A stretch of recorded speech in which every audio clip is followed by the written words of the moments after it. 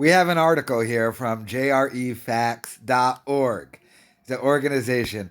I'm going to read you this article. These are not my opinions. I'm just going to give you the article. Then I'm going to give you my thoughts on the matter. So, did Joe Rogan forget his friends? The surprising decline in their guest appearances. It's hard to imagine now, but Joe started the Joe Rogan experience with just a microphone and his friends in his basement. 2010 was early days for podcasting, and the JRE had the feeling of a hang with friends just chatting. Fast forward to 2020, and Joe is selling the exclusive rights to Spotify for $100 million. Change is inevitable, but it's a tale as old as the podcast itself. The JRE isn't anymore what it used to be. The show isn't the same since Brian Redband got fired, left. The podcast isn't the same since they moved to the new Texas studio. The JRE isn't the same since Spotify has taken over control. But most importantly, Joe is not inviting his old friends enough. So did Joe Rogan really forget his old friends? After speaking to the likes of Bernie Sanders and Elon Musk, has Joe ditched the people that made this podcast what it is today? Let's see what the data says. Who are Joe's closest friends? Who was with JRE from the beginning, you ask? On 24th of December 2009, it was none other than Brian Redband, the first producer, sharing the first Christmas Eve podcast with Joe. The guest friends during the following episodes were almost exclusively friends from the comedy scene. Joey Diaz, Ari Shaffir, Eddie Bravo, Tom Segura, Brian Redband, and Duncan Trussell. Bert, who eventually and inadvertently would start Sober October, joined the gang later. Damn, he's got... So Bravo has done it the most. Callan the second most. Duncan Trussell, Ari Shaffir, Brian Redband, Joey Diaz, Tom Segura, Bert Kreischer. Eddie Bravo in pole position when it comes to appearances, thanks to the Fight Companion.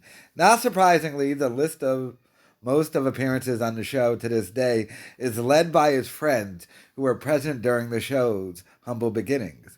But what happened after the podcast became more popular? Did Joe stop inviting his close pals? Why did Joe stop inviting his friends? Half of the first 100 episodes were recorded with his close friends. At the time, the vast majority of guests were still from the comedy scene. Only during the next 100 episodes we would start to see musicians like Everlast and Deadmau5 come on. As the popularity of the podcast steadily increased, fewer and fewer friends would come on. Funnily? Is that even a word? Around episode 600, Joe brought back more of his friends, and popularity of the podcast fell. In 2015, roughly 600 episodes in, interest in JRE fell, just as most of his friends made it back on the podcast. Back then, people might have thought that this was as big as JRE would get. It's impossible to say what exactly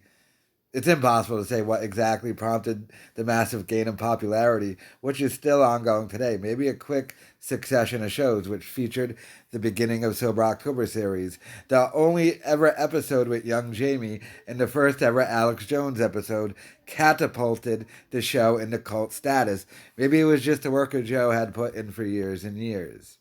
He's got another chart here.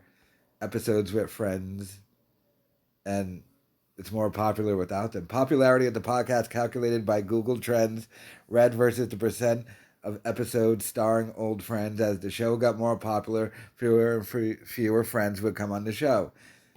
All right. Since 2017 and episode 900, popularity is skyrocketing, but friend appearances have become as rare as Bigfoot. Less than every fifth episode featured one of his old friends. In 2020, popularity hit an all-time high. Joe sold the exclusive rights to what was once a hang with friends to Spotify for $100 million. These days, only every 10th episode is someone from the old gang. Did Joe really forget his friends? Read the data whichever way you like. Joe's podcast became more popular and he dropped his friends like hot potatoes, or his podcast became more interesting for guests outside the comedy scene, which in turn increased its popularity even more. You also have to factor in that many of Joe's closest friends gained in notoriety. As well, most started podcasts of their own. Two Bears, One Cave, Ari Shafir, or the Duncan Trussell. Importantly, the first JRE episode released on Spotify was with none other than Duncan Trussell, a tip of the hat to the old times. Did I mention that after Duncan, Miley, and Tyson were the next guest? But this a conspiracy for another time. So, while most of us JRE fans would like to see more of the old school guests, it's understandable why these episodes have become rarer.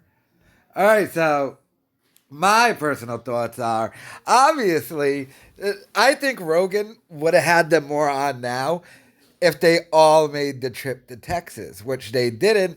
Why that is, there's speculation about that, but for obvious reasons you can think of. But if let's keep it real, if Dalia and Callan never would have got accused, the gang probably all would have just went to Texas together and continued. But they did.